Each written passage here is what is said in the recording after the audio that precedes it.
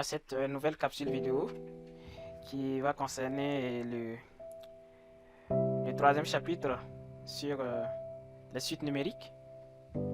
Comme son nom l'indique, les suites numériques, c'est une partie qui est classée parmi l'analyse. Parce qu'en mathématiques, on a plusieurs parties. On a l'algèbre, on a de la géométrie, on a de l'analyse. Et les suites, ça rentre dans le cadre de l'analyse. Parce que ça permet d'analyser une situation. Et vous verrez par vous-même avec les problèmes concrets qu'on aura à traiter que les suites numériques sont très utiles, notamment dans l'analyse de la croissance d'une population ou bien la croissance d'une espèce. C'est vraiment très utilisé dans l'analyse. Et puis ça a été surtout développé avec le mathématicien Augustin Louis au 19e siècle, qui a été un grand rénovateur de l'analyse mathématique. Donc c'est sûr que c'est un chapitre qui est assez nouveau, parce que je pense que vous ne l'avez pas vu en première, mais il est assez simple à comprendre, donc ça devrait bien aller. Sans tarder, nous commençons avec le premier module qui concerne les généralités et puis les suites majorées, minorées et bornées. Donc généralité.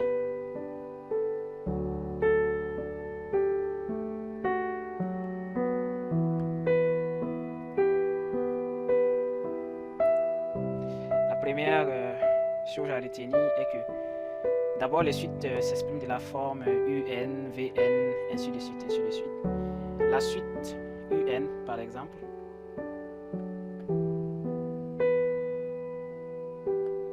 est dite croissante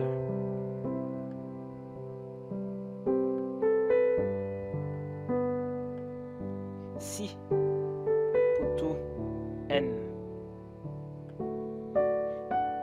UN plus 1 est supérieur ou égal à UN.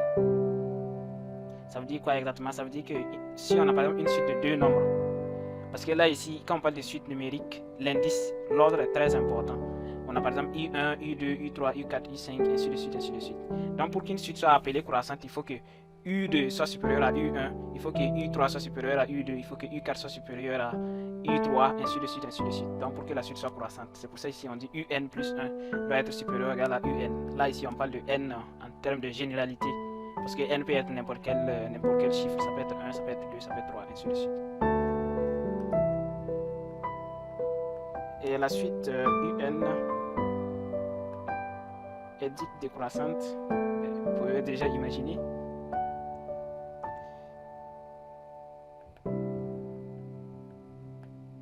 Si pour tout n, on a que UN plus 1 est inférieur ou égal à UN. Ça veut dire que U2 doit être inférieur à U1, U3 doit être inférieur à U2, U4 doit être inférieur à U3, ainsi de suite, ainsi de suite.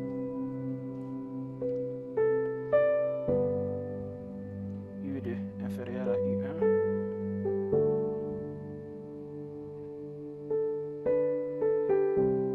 U3 inférieur à U2, U4 inférieur à U3, ainsi de suite, ainsi de suite.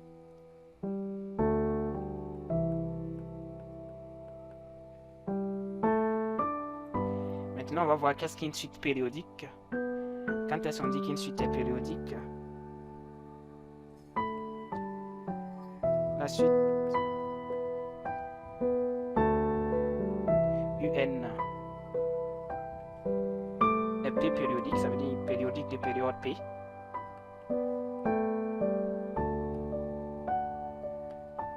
Avec P un entier positif. Si pour tout n, UN plus P est égal à UN. Ça veut dire ici par exemple U1 plus P doit être égal à U1. Ensuite U2 plus P doit être égal à U2. Ainsi de suite, ainsi de suite, ainsi de suite. Donc ça c'est la manière de savoir si une suite numérique est périodique, avec une période bien précise. Maintenant, nous voyons la méthode pour étudier les sens de variation d'une suite numérique. Donc ici, sens de variation. C'est ça fonctionne un petit peu comme le sens d'évaluation des fonctions que nous avons vu dans le chapitre 2.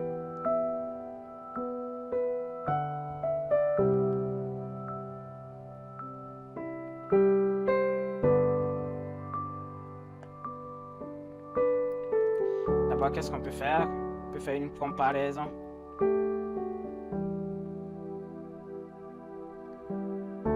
De un plus 1 moins un à 0. Ça veut dire qu'on compare entre les deux.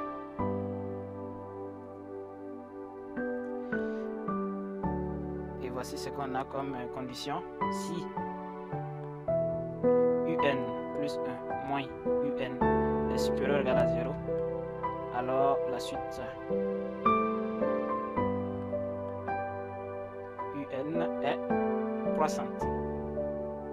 Donc ça veut dire si on fait la soustraction, pardon, on fait soustraction de u1 moins u2, non, plutôt u1 moins u0, ou u2 moins u1, u3 moins u2, et puis on trouve que c'est positif, c'est supérieur ou égal à 0, alors la suite, elle est croissante. La deuxième condition, si un plus 1 moins un est inférieur à 0, si c'est pas Pierre, c'est Paul, donc cette fois-ci, la suite un est dite décroissante.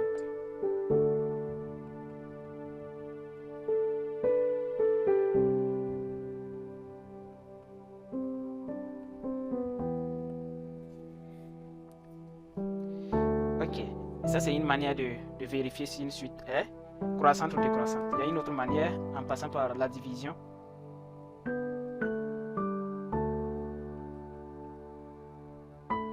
Cette fois-ci on divise un plus 1 par un et puis on compare avec 1.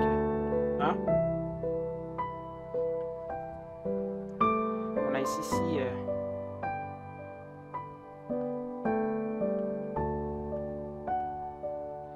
un plus 1 divisé par un est supérieur ou égal à 1, alors cela implique que la suite un est croissante.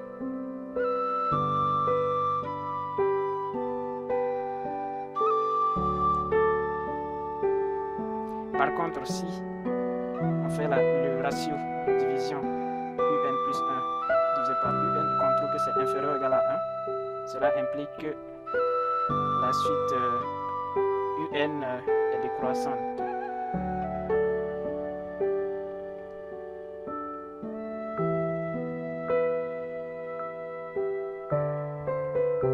Donc ce sont les deux manières qu'on peut utiliser pour montrer si une fonction et si une suite numérique est croissante, décroissante ou constante, tout simplement. Et là ici on va définir ce que c'est qu'une suite monotone. La suite un est dite monotone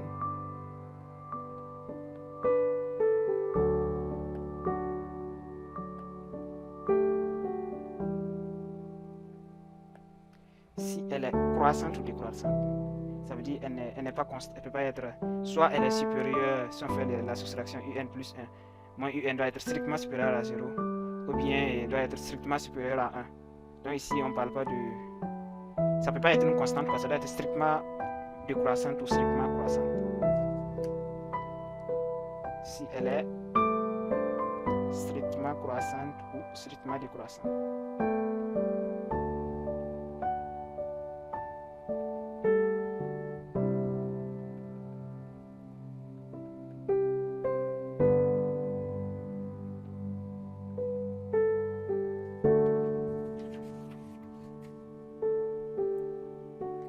Ok, ça c'est parfait. Là maintenant nous allons passer à la deuxième partie de cette vidéo qui va concerner les suites majorées, minorées et bornées. Encore une fois, c'est des comparaisons qu'on fait pour déterminer si une suite est minorée, majorée ou bornée.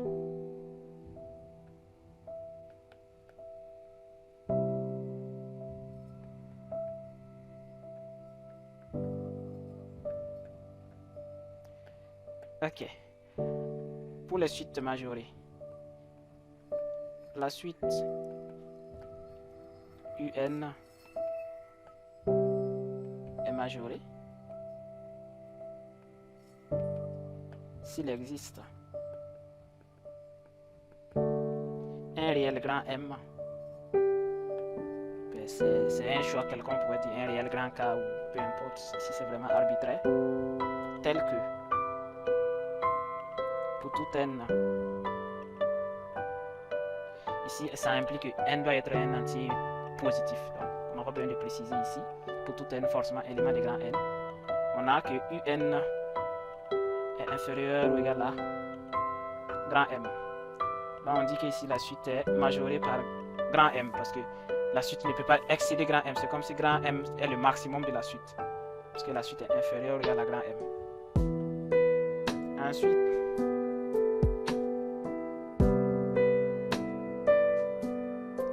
la suite UN est dite minorée. Cette fois-ci, s'il existe un réel petit m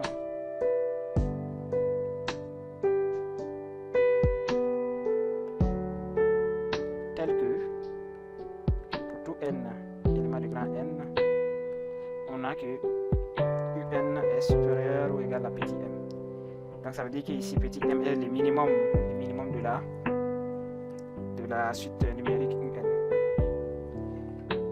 Là ici on a la dernière possibilité qui va concerner les suites bornées.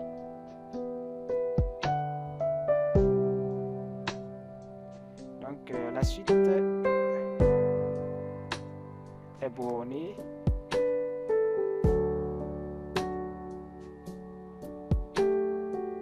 il faut préciser ici que c'est la suite UN bien sûr, est bornée si elle est à la fois minorée et majorée. Donc pour suite, la suite doit combiner les deux conditions. Elle est à la fois minorée et majorée. En ce moment, ça veut dire que la suite on a comme ça inférieur à M inférieur à grand M. Donc M inférieur égal à UN inférieur égal à grand M. Donc là, on peut dire que la suite elle est bornée. Bornée tout simplement comme son nom l'indique parce qu'on a deux bornes, une borne inférieure et une borne supérieure.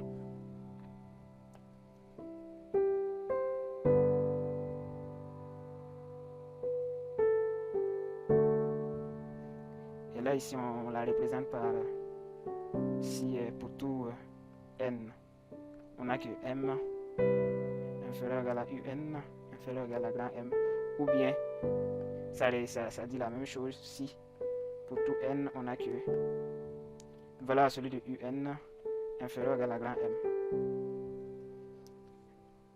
L'une ou l'autre, ça veut dire nécessairement que la suite elle est bornée, que ce soit dans la première condition ou la deuxième. Donc ceci met fin à cette capsule vidéo sur le premier module. Le deuxième module va concerner les suites arithmétiques, les suites géométriques, et avec des exemples très concrets de la vie courante